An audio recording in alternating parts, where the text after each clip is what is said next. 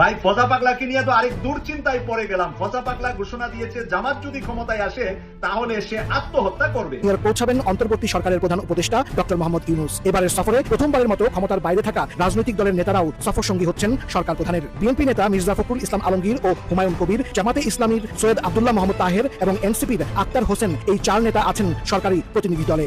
যুক্তরাষ্ট্রের নিউ ইয়র্কে পৌঁছাচ্ছেন বাংলাদেশের অন্তর্বর্তীকালীন সরকারের প্রধান উপদেষ্টা নোবেল বিজয়ী ডক্টর মোহাম্মদ ইউনূস। তার আগমনকে ঘিরে বিএনপি ও জামায়াত নিউ ইয়র্কের বিমানবন্দর, হোটেল এবং জাতিসংঘ সদর দপ্তরের সামনে গণজমায়েতের ঘোষণা দিয়েছে। অপরদিকে আওয়ামী লীগ সমর্থকরাও পাল্টা কর্মসূচির প্রস্তুতি নিচ্ছে বলে আশঙ্কা করছে কনসুলেট অফিস। এই যে রেজভি সাহেব খুব কঠিনভাবে একটা প্রতিবাদ করছে। কে ভুল ব্যাখ্যা দিল? কে দিল? সবচেয়ে বড় একজন নেতা বিএনপি। হ্যাঁ, উনিও কিন্তু ছাত্র নেতা। এমন না যে উনি কোনো বিজনেসম্যান থেকে একজন নেতা হয়েছে, উনিও একসময় ছাত্র নেতাই ছিলেন। ওইখান থেকে বলতেছেন উনি যে এই শিবিরের কোন অধিকারে কেন ওরা খাট দিবে? ওই যে মহসিন হলে ওনারা ফ্লোরিং করতো, ওইখানে 100 খাট দিছে, আরো 200 খাট দিবে। ওইটা কেন দিল? এটা কি শিবিরের কাজ? এটা তো শিবিরের কাজ না। আচ্ছা স্যার, এটা যাদের কাজ তারা তো এতদিন দেয় নাই, তাই না? বছরের পর বছর না, যোগের পর যোগ চলে যাচ্ছে, তো ওরা দেয় নাই বলে এরা দিছে। ডক্টর ইউনূস আমেরিকায় পৌঁছে গিয়েছেন এবং আমেরিকায় গিয়ে তিনি জাতিসংঘের সাধারণ পরিষদে ভাষণ দিবেন, সেখানে কিছু সাইডলাইনে মিটিং করবেন এবং প্রবাসীদের একটি অনুষ্ঠানে অংশগ্রহণ করবেন। এবং আমরা দেখেছি যে 4 জন রাজনীতিবিদ নিয়ে যাওয়ার কথা থাকলেও শেষ পর্যন্ত 6 জন নিয়ে গিয়েছেন। হঠাৎ করে এই 4 জন থেকে 6 জন কেন হলো? আগে ছিল বিএনপির 2 জন, জামাতের 1 জন, এনসিপির 1 জন, এখন প্রত্যেক দল থেকে 2 জন করে মোট 6 জন নিয়ে গিয়েছেন। কেন হঠাৎ করে এই সিদ্ধান্ত? আপনার কি মনে হয়? দর্শক, হাতে না পারলে ভাতে মারা উচিত, এই কাজটাই করেছেন। একজন রাষ্ট্রনায়ক হতে গেলে কতটা বিচক্ষণ হইতে হয়, আইনের হাত কত লম্বা, এটা আমার জানা নাই। তবে একটা জিনিস বুঝতে পারছি, আপনি আশ্চর্য হয়ে যাবেন। চাইলে কি না পারে, তিনি একটু ডিফারেন্ট স্টাইলে কাজ করেন। প্রজ্ঞা, বিচক্ষণতা, সেটাকে কাজে লাগিয়েছেন। হার মানতে বাধ্য হয়েছে, ঝুঁকতে বাধ্য হয়েছে। এর মধ্যে আরেকটা পার্ট, মাওলা পাকের সহযোগিতা আছে। আমেরিকায় যাবার আগ মুহূর্তে খেলা পাল্টে দিলেন ডক্টর মোহাম্মদ ইউনূস। ডক্টর মোহাম্মদ ইউনূস খেলা ঘুরিয়ে দিলেন। আসলে তিনি যে চৌকস একজন ব্যক্তিত্ব, খেলা তার হাতে রাখলেন, না চাই অন্যের হাতে দিলেন না। কি হয়েছে প্রিয় দর্শক? 16 বছর পর সেই ঐতিহাসিক সত্য সামনে আসছে। আর অনেক কিছু আপনারা জানতে পারবেন এবং অবাক হবেন।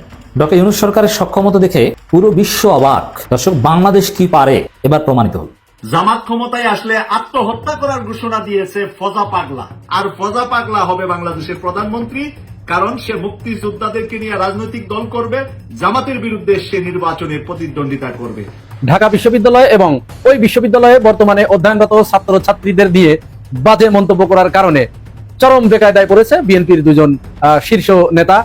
দক্ষিণ এশিয়াতে পাকিস্তানের মূল্য বেড়ে গেছে তরতর করে, অন্যদিকে দর পতন হয়েছে ভারতের।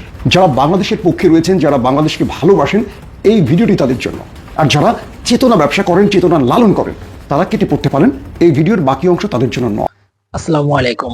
বাগের বাচ্চা ডক্টর মোহাম্মদ ইউনূস কেমন কথা বলো গণমাধ্যমে, আজকে সেই বিষয়গুলো নিয়ে একটু আলোচনা করবো। তার আগে একটা রিকোয়েস্ট করবো আপনাদের কাছে, যারা এরকম 1 থেকে 2 মিনিটের ভিতরে লাইভ নিউজ দেখতে পছন্দ করেন, চ্যানেলটি সাবস্ক্রাইব করে পাশে থাকা বেল আইকনটি বাজিয়ে রাখবেন। প্রিয় দর্শক বন্ধুরা, ডক্টর মোহাম্মদ ইউনূসকে জামায়াতের সাথে তুলনা করা হচ্ছে এবং বিএনপি বারবার এটাই করছে।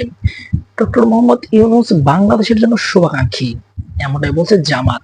অপরদিকে এনসিপি কিন্তু ডক্টর মোহাম্মদ ইউনূসকে বসিয়েছিল প্রধান উপদেষ্টা হিসেবে এই বাংলাদেশে। ডক্টর মোহাম্মদ ইউনূস নোবেল বিজয়ী, কিন্তু সেটা কিন্তু সকলেই জানে। ডক্টর মোহাম্মদ ইউনূস কতটা বাংলাদেশের মানুষের জন্য উপকার করবে, কতটা ভালো বাংলাদেশের মানুষের জন্য, এবং ডক্টর মোহাম্মদ ইউনূস সত্যি কি এই বাংলাদেশকে সংস্কার করতে পারবে? আপনাদের কি মনে হচ্ছে?